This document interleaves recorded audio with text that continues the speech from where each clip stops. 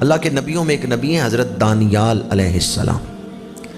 حضرت دانیال کے دور میں بخت نصر یہ حکمران تھا، بادشاہ تھا، اور اس نے کئی ملک فتح کیے ہیں، بڑی جنگیں لڑی ہیں، یہودیوں کو بڑا قتل کیا ہے بخت نصر نے۔ بخت نصر نے خواب دیکھا،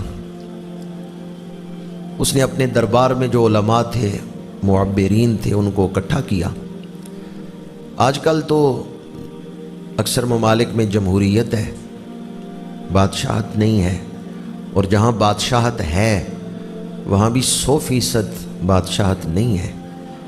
جب بادشاہت ہوتی تھی تو بادشاہوں کے عجیب مزاج ہوتے تھے۔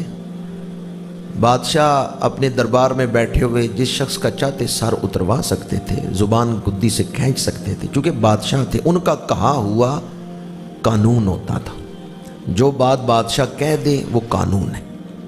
بخت نصر نے خواب دیکھا، اس نے اپنے دربار میں بیٹھنے والے معبرین کو بلایا، ان سے کہا میں نے خواب دیکھا ہے، اس کی وجہ سے میں بڑا پریشان ہوں، میرا خواب بھی تم بتاؤ، خواب کی تعبیر بھی تم بتاؤ۔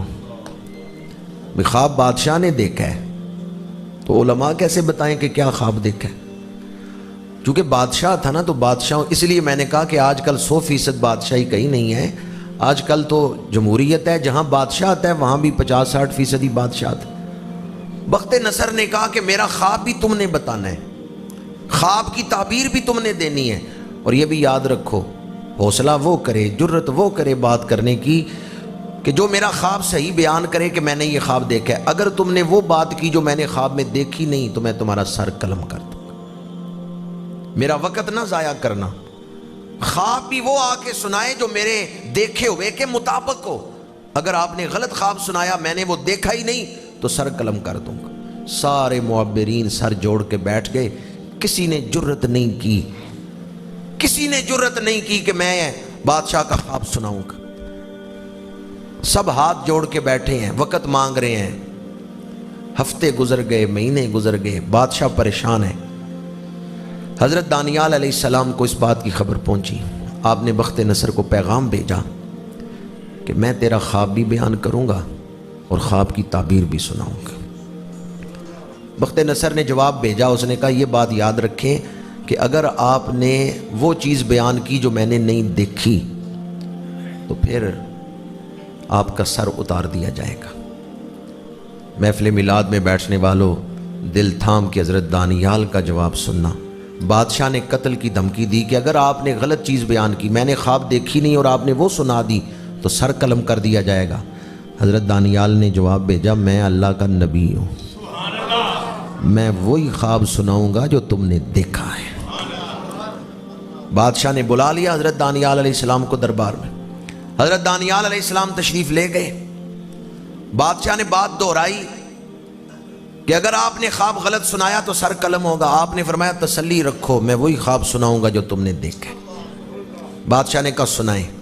آپ نے فرمایا تو نے ایک بت دیکھا ہے جس کا سر آسمان سے لگا ہوا ہے، پیر زمین پہ ہے، اتنا بڑا بت ہے، چھاتی تک وہ سونے کا بنا ہوا ہے، چھاتی سے پنڈلیوں تک، گھٹنوں تک وہ چاندی کا بنا ہوا ہے، اور پھر گھٹنوں سے پیروں تک وہ پتھر کا بنا ہوا ہے، 3 مختلف قسموں سے دھاتوں سے وہ بنا ہوا ہے، اور بڑا ہیبت ناک ہے، اتنا بڑا ہے کہ اس کا سر آسمان سے لگا ہوا ہے، اس کے پیر زمین پہ ہیں، چھاتی تک سونے کا ہے، گھٹنوں تک چاندی کا ہے، نیچے پتھر ہے۔ اس نے کہا آپ نے خواب تو صحیح سنایا ہے۔ آپ نے فرمایا اگلا حصہ اس خواب کا یہ ہے، تو نے دیکھا ہے کہ اس بڑے بت کو، ایسے کسی کو سنگریزہ مارا جاتا ہے، اس بڑے بت کو جب وہ ہیرا کے ٹکراتا ہے وہ بت پاش پاش ہو جاتا ہے، اس کا سونا بھی پگھل گیا، چاندی بھی پگھل گئی، پتھر بھی پگھل گیا، وہ یوں ریزہ ریزہ ہو گیا کہ اس کا نشان ہی مٹ گیا، اور وہ ہیرا جو آ کے اسے لگا تھا تو نے اس کو دیکھا ہے کہ وہ ایک صحرا پہ ریت پہ جا کے گرا ہے، اس بت کو توڑ کے وہ صحرا پہ جا کے گرا ہے، پھر اس کا وجود پھیلنا شروع ہو گیا۔ اب وہ جو ہیرا تھا وہ بڑا ہونا شروع ہو گیا، اور پھر وہ اتنا بڑا ہوا ہے کہ اس نے مشرق و مغرب کی ساری فضا کو بھر دیا ہے، تو جدھر دیکھتا ہے تجھے وہ ہیرا ہی نظر آتا ہے۔ بادشاہ نے کہا خواب تو آپ نے ٹھیک سنایا، میں نے یہی دیکھا ہے۔ اب آپ بتائیں اس کی تعبیر کیا ہے؟ آپ نے فرمایا دنیا میں کفر و شرک کا عروج ہوگا، بت پرستی کا عروج ہوگا، پھر امی نبی آ جائے گا۔ یہ امی کا لقب پہلے نبیوں میں بھی مشہور تھا، پہلے نبی بھی اس لفظ سے حضور کا ذکر کرتے رہے ہیں۔ حضرت دانیال نے فرمایا پھر امی نبی آئے گا۔ تو نے دیکھا نا ہیرا اس بت سے ٹکرایا ہے، وہ نبی بت پرستی سے ٹکرائے گا، وہ نبی بت پرستی کو دنیا سے مٹائے گا۔ اور پھر تو نے دیکھا کہ وہ ہیرا پھیلنا شروع ہوا تو مشرق سے مغرب تک پوری دنیا میں وہ ہیرا ہی پھیل گیا، اتنا بڑا اس کا وجود ہو گیا۔ تو جدھر دیکھتا ہے تجھے نور ہی نور نظر آتا ہے۔ ایک وقت آئے گا مشرق سے مغرب تک اس نبی کے دین کا پرچم بلند ہو جائے گا۔ پوری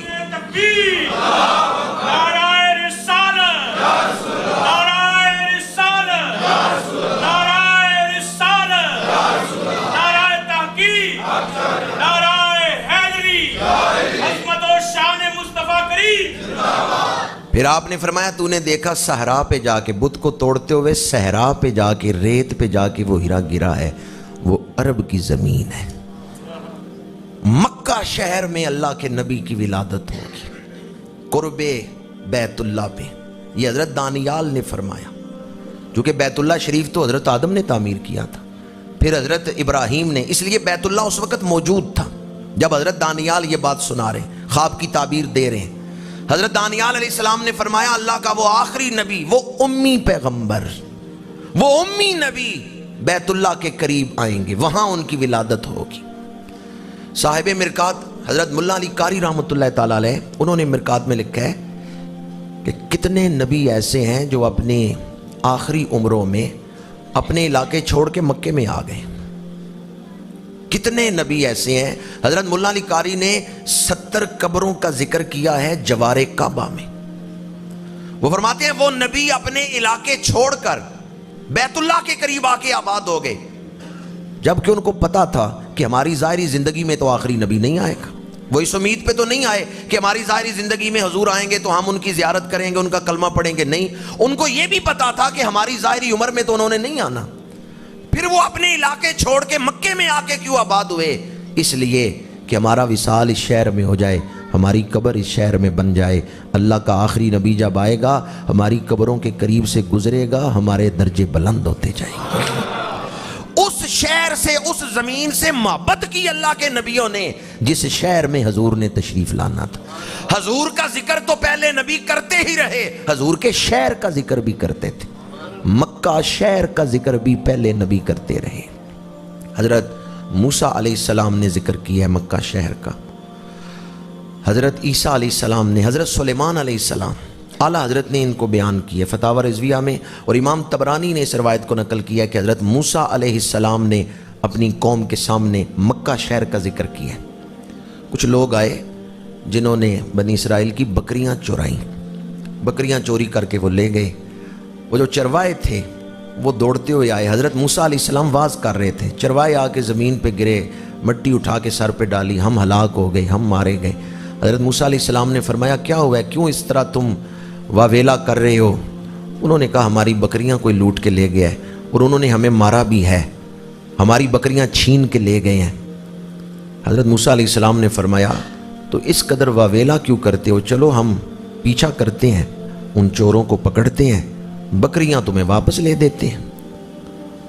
ان گڈریوں نے کہا، انہوں نے کہا جی کافی دیر ہو گئی ہے، وہ بکریاں لے کے جب گئے ہیں، ہمیں تو آپ تک پہنچتے ہوئے وقت لگا ہے، وہ بکریاں لے کے دور نکل گئے ہوں گے، ہم دوڑتے ہوئے بھی جائیں تو اب ان کو پا نہیں سکتے۔ محفل میلاد میں بیٹھنے والوں، دل سے حضرت موسیٰ علیہ السلام کا جواب سننا۔ حضرت موسیٰ علیہ السلام نے فرمایا اگر وہ چور تمہاری بکریاں لے کر آسمانوں پہ بھی چڑھ جائے نا، میں موسیٰ وہاں سے بھی انہیں واپس لا سکتا ہوں۔ میں کلیم اللہ ہوں، میں صاحب کتاب پیغمبر ہوں۔